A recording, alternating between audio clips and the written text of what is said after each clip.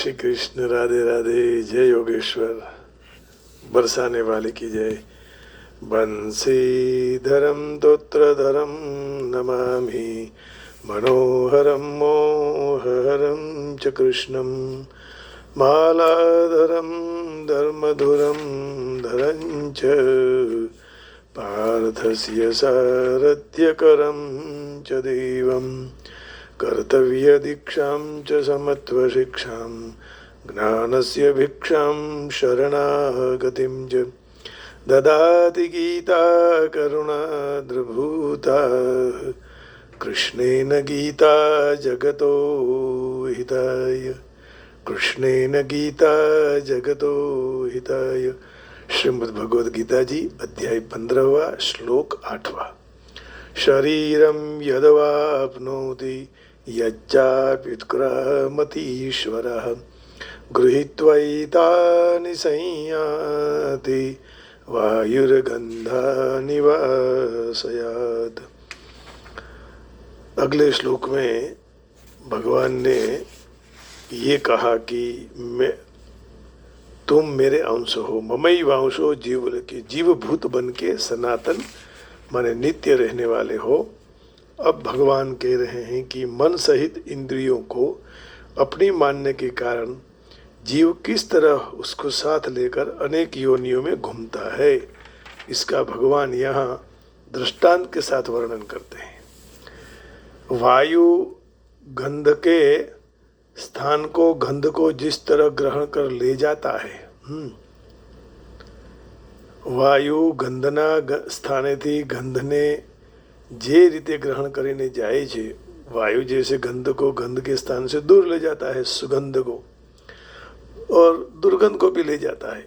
तो देह आदि का स्वामी बना हुआ जीवात्मा भी जो शरीर को छोड़ता है, वहाँ से वह मन समेत इंद्रियों को लेकर फिर जिस शरीर को प्राप्त करता है उसी में वह चला जाता है। बहुत बढ़िया श्लोक है। कई लोगों का जीवन में ये प्रश्न है कि क्या होता है मरने के बाद। વાયુ ગંધના સ્થાનેથી ગંધને જે રીતે ગ્રહણ કરીને જાય છે, લઈ જાય છે, એ જ રીતે દેહ આદિનો સ્વામી બનેલો જીવાત્મા પણ જે શરીરને છોડે છે ત્યાંથી આ મન સમેત ઇન્દ્રિયોને લઈને પછી જે શરીરને પામે છે એમાં ચાલ્યો જાય છે, ઇન્દ્રિયોને લઈને પાછો જાય છે। એટલે વાસનાઓ वायुर्गंधा निवासया, जिस तरह वायु अत्तर के धुमाड़े में से लिखा है, अच्छा पुमड़े में से, अत्तर के छोटे रुई के भाग में से गंध ले जाता है, परंतु वह गंध स्थायी रूप वायु में नहीं रहती है, क्योंकि वायु और गंध का संबंध नित्य नहीं है। वो तो ले गई, फिर वह छोड़ दिया। जैसे हम यहाँ बैठे हैं और कभी कोई दुर्गंध आई, वायु लेके यहाँ हमको भेज दिया, फिर आगे वो वायु ऐसे ही चला जाएगा जहाँ तक सुगंध या दुर्गंध आती रहेगी।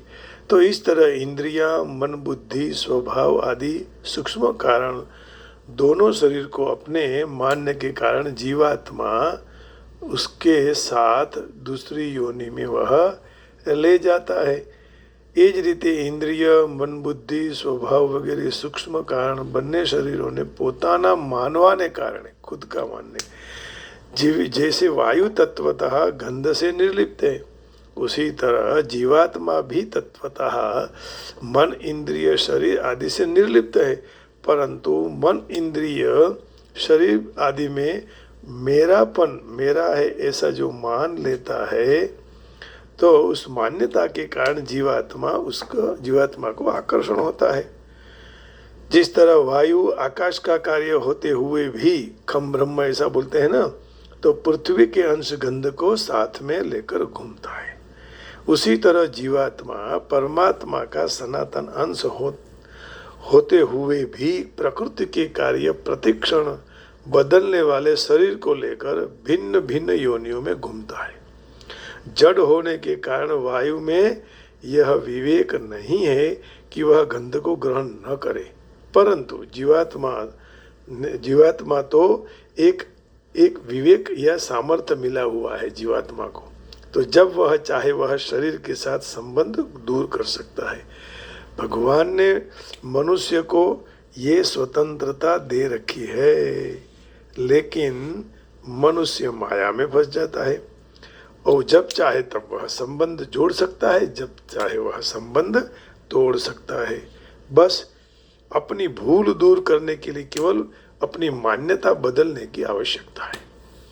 प्रकृति के अंश स्थूल सूक्ष्म कारण शरीरों के साथ मेरा जीवात्मा के साथ कोई संबंध नहीं है। फिर जन्म मरण के बंधन से सहज मुक्ति हो जाती है। भगवान ने यहाँ 3 शब्द दृष्टांत के रूप में दिए हैं, वायु, गंध और आशय। आशय कहते हैं उसके स्थान को, जैसे जलाशय है ना, तो आशय हो गया, अर्थात जल का स्थान। शरीरम यदवाप्नोति यत्ता यच्चाप्युत्क्रामतीश्वरः गृहीत्वैता निसंयाति वायुर्गंधा निवाशयात। जलाशयात है ना, आशयात गंधना स्थान से, गंध के स्थान, गंधना स्थान थी। तो आशय नाम स्थूल शरीर का है। जिस तरह गंध के स्थान आश्रय अत्तर के पुमड़े में से, पुमड़ा खबर हिंदी क्या कहते हैं, छोटा सा अत्तर वाला भाग जो रुई में हो, या तो अत्तर वाला रुई का भाग। जिस तरह गंध वायु गंध को ले जाता है, लेकिन वहाँ पड़ा हुआ जो कार्पास रुई का जो छोटा सा भाग टुकड़ा वही पड़ा रहता है। उसी तरह वायु रूपी जीवात्मा गंध रूपी सूक्ष्म और कारण शरीरों को साथ ले जाता है। तब गंध का आशय रूप स्थूल शरीर पीछे रह जाता है ना। तो ये सीधी बात है कि हमारी वासनाएं जुड़ जाती है और वासनाएं उनके साथ चली जाती है। तो उनको रोकने के लिए हरि नाम सर्वोत्तम उपाय है। शरीरम यदवाप्नोति गृहीत्वैता निसंयाति। यहाँ ईश्वर पद जीवात्मा का वाचक है। तो यह जीवात्मा से 3 खास भूल होती हैं। ईश्वर जीवात्मा का वाचक है। कौन सी 3 भूल? सबसे पहले मन बुद्धि शरीर आदि जड़ पदार्थों को अपना स्वामी मान लेता है, परंतु वास्तव में बन जाता है उसका दास, और फिर जीवन में बनता है उदास। लेकिन हरि का कब दास न हो कभी उदास। लेकिन उदास कब बनता है? जब वह मान लेता है स्वामित्व इंद्रियों का। दूसरा, अपने को जड़ पदार्थों का स्वामी मान लेने के कारण अपना वास्तविक स्वामी परमात्मा को, ईश्वर को भूल जाता है। जड़ पदार्थों के सामने माने हुए संबंध का त्याग करने में स्वाधीनता होते हुए भी उसका त्याग नहीं करता है। तो परमात्मा ने जीवात्मा को शरीर आदि सामग्री का सदुपयोग करने की स्वाधीनता दी है। उनका सदुपयोग करने से अपना उद्धार करने के लिए वस्तुएं दी हैं, उनका स्वामी बनने के लिए नहीं। वाह! लेकिन हम सदुपयोग नहीं करते हैं और हम स्वामी बन जाते हैं, तो ये गलत है। परंतु जीव से ये बहुत बड़ी भूल हो जाती है कि उसको मिली हुई सामग्री का सदुपयोग वह नहीं करता, बल्कि अपना उसको मालिक मान लेता है और स्वामी बन जाता है। તેમનો માલિક માની લે છે, પરંતુ બની જાય છે, वास्तव में वह गुलाम बन जाता है। तो जीवात्मा जड़ पदार्थों के साथ संबंधों का त्याग कर सकता है जब उसको मालूम पड़े कि उसका मालिक बनने से मैं सर्वथा पराधीन बन गया हूँ, मेरा पतन हो गया है। तो वह उसका मालिक बनता है, लेकिन असल में तो वह गुलाम बन जाता है। उसको केवल वहम आ जाता है कि मैं उसका मालिक हूँ। तो जड़ पदार्थों का मालिक बनने से एक तो उसके पदार्थों की कमी का अनुभव होता है और दूसरा खुद को अनाथ मानने लगता है। क्योंकि जड़ पदार्थ है ना, चैतन्य तो है ही नहीं।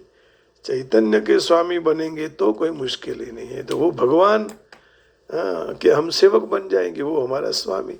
तो जिसका मालिकपन अधिकार, जिसको मालिकपन प्रिय लगता है, मेरापन, तो परमात्मा को वह प्राप्त कर नहीं सकता है। जैसे कि कोई व्यक्ति वस्तु पदार्थ आदि का स्वामी बनता है, लेकिन वह अपने को स्वामी ते પોતાના સ્વામીને ભૂલી જાય છે, खुद के स्वामी को भूल जाता है, माने परमात्मा को भूल जाता है।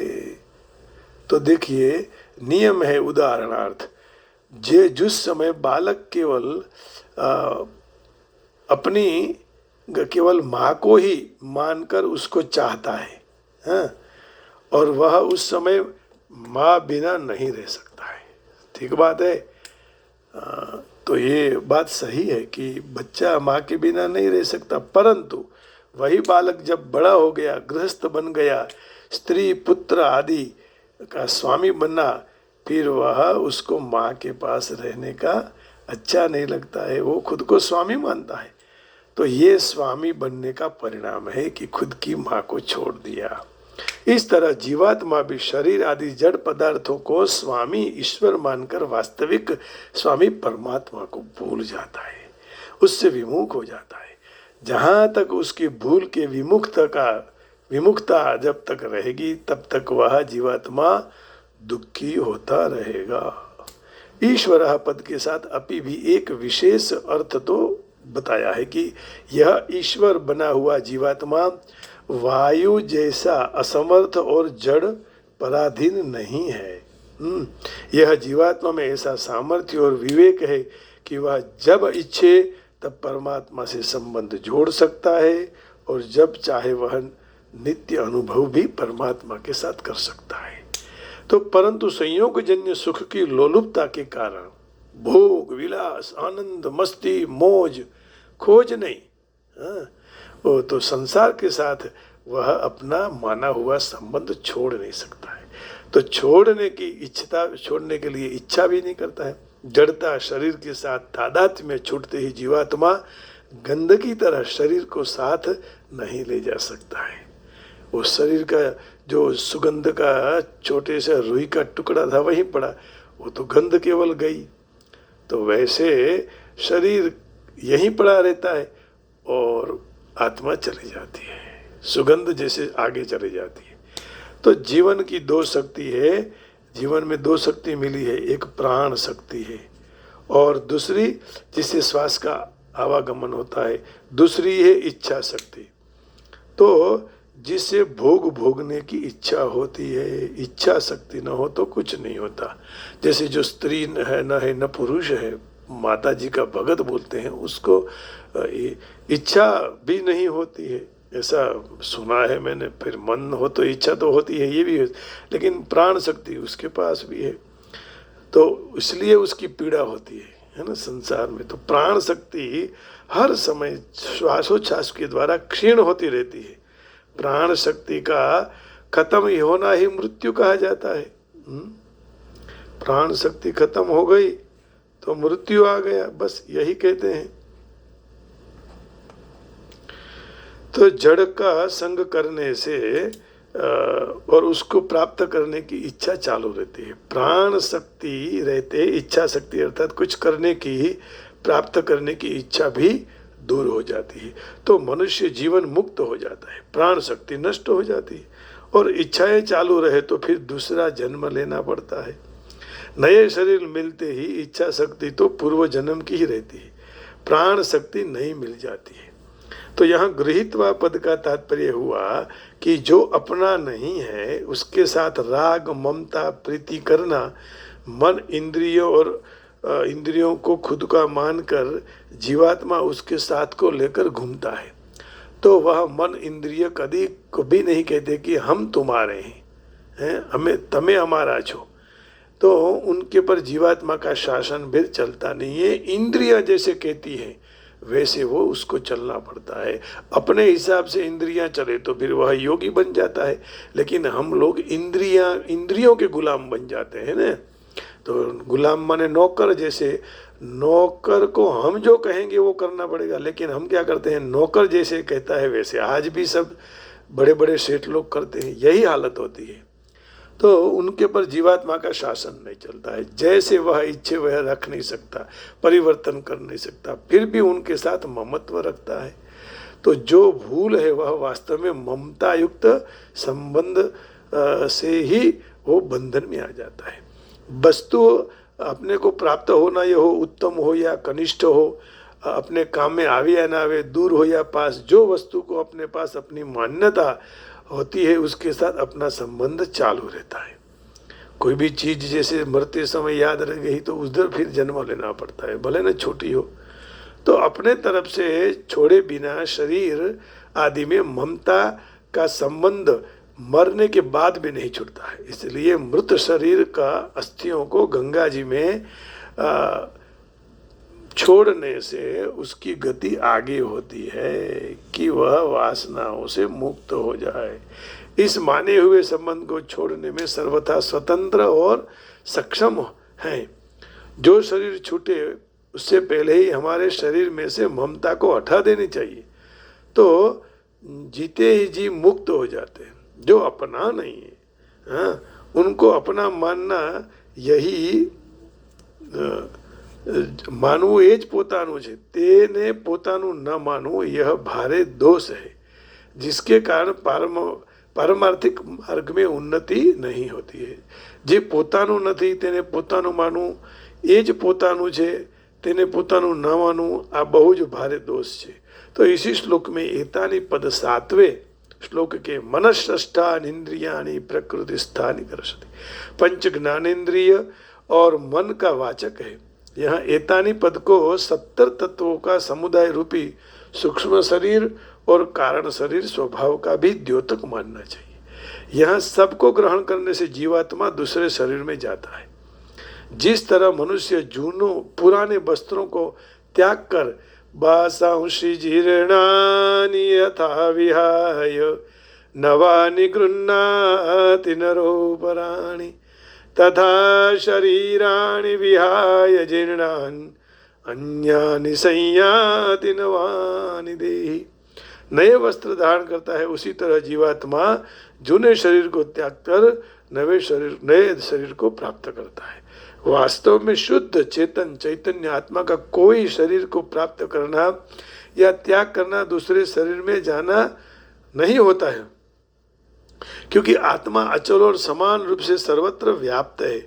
अच्छेद्यो अचलोयम सनातन, दूसरे अध्याय के 17वें श्लोक में 24वें श्लोक में अच्छेद्यो यमदाह्योय मक्लेद्यो शोष्यैव च। तो शरीरों के ग्रहण और त्याग परिच्छिन्न एक दिशीय तत्वों के द्वारा संभवित है। जब आत्मा कभी भी कोई भी स्थल पर काल आदि में परिच्छिन्न नहीं हो सकता है, परंतु जब वह आत्मा प्रकृति के कार्य और शरीर के साथ तादात्म्य कर लेता है, अर्थात प्रकृतिस्थ हो जाता है, तब वह स्थूल सूक्ष्म और के कारण तीनों शरीर में अपने और अपने में तीनों शरीर को धारण करके, अर्थात उसमें ममता करने से वह प्रकृति के कार्य शरीरों के ग्रहण और त्याग करने लग जाता है। तो सबसे बड़ा ये इसका दोष है कि उसमें ममत्व आ जाता है। ये मेरा है, मेरी इंद्रियां हैं, फिर उसके अधीन हो जाता है।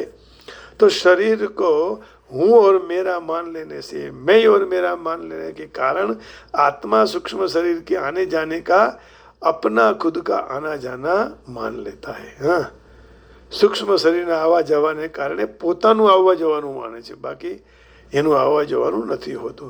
जब प्रकृति के कार्य साथ तादात्म्य दूर हो जाए, अर्थात स्थूल सूक्ष्म और कारण शरीर के साथ आत्मा का माना हुआ संबंध नहीं रहता, तब यह शरीर अपने कारणभूत समष्टि तत्व में लीन हो जाता है। तात्पर्य यह हुआ कि पुनर्जन्म का मूल कारण जीव का शरीर के साथ माना हुआ तादात्म्य है। अगाऊ के श्लोक में, आगे के श्लोक में कर्षति पद और इस श्लोक में गृहीत्वा पद आया है। कर्षति का अर्थ है अपने तरफ खींचना और गृहीत्व का अर्थ है पकड़ना और तादात्म्य करना। वायु का दृष्टांत देने का तात्पर्य यही है कि जीव वायु की तरह निर्लिप्त रहता है। शरीर के साथ लिप्त होते हुए भी वास्तव में उसकी निर्लिप्तता कभी भी नहीं जाती है।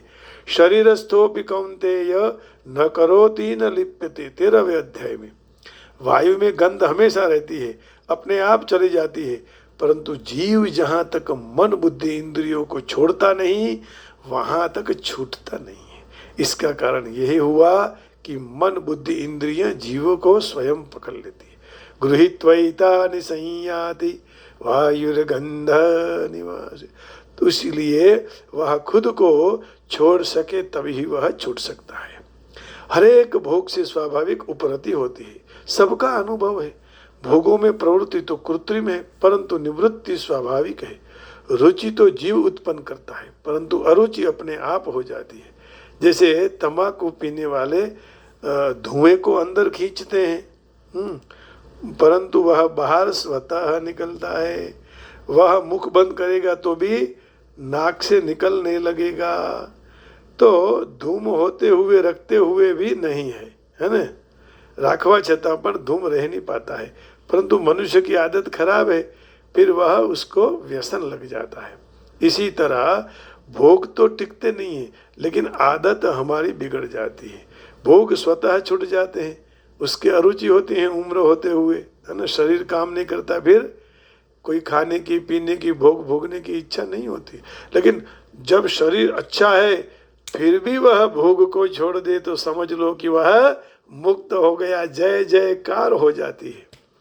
परंतु आदत बिगड़ने से जीव उसको भोगों को बारंबार पकड़ता रहता है। तो वह ईश्वर अपना नियामक अर्थात स्वतंत्र होते हुए भी परवस्था का अनुभव करता रहता है। फिर खुद को भी वह परतंत्र मान लेता है। भोगों में आसक्त होते हुए भी जीव की निर्लिप्तता चली नहीं जाती है परंतु उसके तरफ उसका ध्यान, परंतु तेना तरफ ध्यान आपतो नहीं, महत्व आपतो नहीं। शरीर के साथ संबंध न होते हुए भी शरीर के साथ संबंध स्वीकार कर सुख लेता रहता है। संबंध अनित्य है परंतु संबंध विच्छेद नित्य है। बहुत अच्छी बात की। संबंध तो अनित्य है परंतु संबंध विच्छेद नित्य है, क्योंकि शरीर तो संसार की जाति का जड़ और परिवर्तनशील होने से वह विजातीय है और विजातीय वस्तु के साथ संबंध होना संभव नहीं है। परमात्मा का अंश होने से जीव की परमात्मा के साथ सजातीयता है, इसलिए वह स्वतः संबंध परमात्मा के साथ है। जो जीव संतों की, भगवान की और शास्त्रों की वाणी पर विश्वास करके परमात्मा के साथ संबंध जोड़ दे फिर उसको अनुभव हो जाता है। परंतु पदार्थ के सुख के प्रधानता यदि दे दे, पदार्थों में सुख ऐसा मान ले तो वहां तक भगवान के साथ वह संबंध जोड़ नहीं सकता है। तो वहां तक भगवान उसका कोई भी संबंध को टिकने नहीं देते हैं, तोड़ते रहते। जीव कितना भी जोर करे संसार का संबंध स्थायी रख नहीं सकता है। एक दिन जाऊं हरि नाम, हम लोग सोचे कि हम इधर ही रह जाएंगे, नहीं, जाना पड़ेगा, छोड़ना पड़ेगा सब। शरीरम यदवाप्नोति यच्चाप्युत्क्रामतीश्वरः गृहीत्वैतानि संयाति वायुर्गंधा निवासयात्। Even as the wind wafts scents from their seat, wafts, so too the Jivatma, who is the Lord of the body, etc., taking the mind and the senses from the body, which it leaves behind, forthwith migrates to the body which is acquires. वायु का उदाहरण दिया कि वो जैसे ले जाता है लेकिन वो छोटा सा अत्तर का भाग तो वहीं पड़ा रहता है, उसी तरह जीवात्मा चला जाता, शरीर पड़ा रहता है। The living entity in the material world carry his different conceptions of life from the body of another, as the air carries aromas. Thus he takes one kind of body and again quiets it the take another. दूसरे शरीर को प्राप्त कर लेता है, चला जाता है। तो इंद्रियों से ये समझाएं कि एक दिन हमें जाना है। जीव ईश्वर अर्थात अपने शरीर का नियंता कहा है। जो इच्छे वह शरीर का त्याग किए बाद उच्चतर योनि में जा सकता है, चाहे निम्न कक्षा की योनि हो जाए। इस बाबत में अल्प स्वतंत्रता मिली है। उसके शरीर का परिवर्तन होता है, इसलिए उसके ऊपर अवलंबित होता है। मृत्यु के समय वह चेतना का विकास यदि किया होता तो दूसरे शरीर में ले जाता है। जहाँ अपनी चेतना जैसे बिल्ली कुत्ता जैसी बनी हुई होगी तो निश्चित उसका देहांतर कुत्ते और बिल्ली में होगा, है ना। और जो दैवी गुणों में चेतना स्थिर की होगी तो उसका देहांतर देव शरीर में जाएगा। हाँ, सीधी सी बात है। तेना बीजा शरीर तरफ લઈ જાય છે જો ચેતનાનો વિકાસ કર્યો હશે તો। જો તેણે પોતાની ચેતના બિલાડી કૂતરા જેવી બનાવેલી હશે તો એમાં જવું પડશે। કેટલા લોકો અત્યારે બિલાડી કૂતરાની પાછળ ગાંડા છે, है ना। तो अगले जन्म वही मिलेगा ऐसा शास्त्र कहता है। तो જેણે દૈવી ગુણોમાં ચેતનાને સ્થિર કરી છે તેનું દેહાંતર દેવમાં થશે। કૃષ્ણ પરાયણ હશે તો વૈકુંઠ લોકમાં કૃષ્ણ લોકમાં ગતિ થશે, કૃષ્ણ ભગવાનનો સંગ પ્રાપ્ત થશે। શરીરના વિનાશ પછી બધું સમાપ્ત થઈ જાય છે। આ માન્યતા ખોટી છે। ये गलत है कि शरीर गया सब गया, ऐसा नहीं है। वासनाएं छोड़ती नहीं है। व्यक्तिगत आत्मा जीव एक शरीर से दूसरे शरीर में देहांतर करता रहता है। उसका वर्तमान शरीर और उसके कर्म उसके पीछे शरीर के आधार बन जाता है। कर्म अनुसार जीव विभिन्न शरीर प्राप्त करता है, तो उस समय उसको शरीर का त्याग करना पड़ता है। यहाँ कहा गया है कि भावी शरीर जो बीज वहन करने वाला सूक्ष्म शरीर आगामी जीवन के लिए बीज शरीर निर्मित उत्पन्न करता है ना। गया सो गया सब पूरा, ऐसा नहीं है।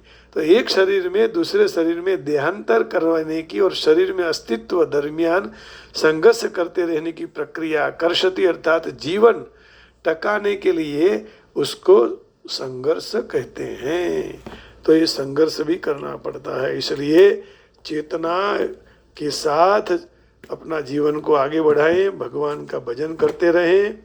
हाँ, भज मन राधे गोविंदा, भजले हरि का नाम प्यारा है। भज मन राधे गोविंदा, हरि का प्यारा नाम है। राधे कृष्ण गोपाल कृष्ण, राधे राधे राधे राधे, राधे कृष्ण गोपाल कृष्ण, राधे कृष्ण गोपाल कृष्ण, राधे राधे राधे कृष्ण गोपाल गोपाल गोपाल कृष्ण, गोपाल गोपाल गोपाल कृष्ण, राधे राधे राधे कृष्ण, राधे राधे राधे राधे, राधे कृष्ण गोपाल गोपाल गोपाल गोपाल कृष्ण, राधे कृष्ण गोपाल कृष्ण, राधे कृष्ण राधे कृष्ण, राधे कृष्ण गोपाल कृष्ण, राधे कृष्ण गोपाल कृष्ण, राधे कृष्ण गोपाल कृष्ण, राधे कृष्ण गोपाल कृष्ण, राधे कृष्ण, राधे राधे राधे राधे, राधे कृष्ण गोपाल कृष्ण, राधे कृष्ण गोपाल कृष्ण, राधे कृष्ण। कृष्ण कन्हैया लाल की जय। आप सबके हृदय में बैठे हुए योगेश्वर भगवान को प्रणाम करके वाणी को विराम देता हूँ। जय श्री कृष्ण, राधे राधे, हरि ओम, जय योगेश्वर, ओम नमः शिवाय। बाके बिहारी लाल की जय, बरसाने वाली की जय। ओम नमः पार्वती पते, हर हर हर महादेव हर। जय हो प्रभु, जय हो, जय।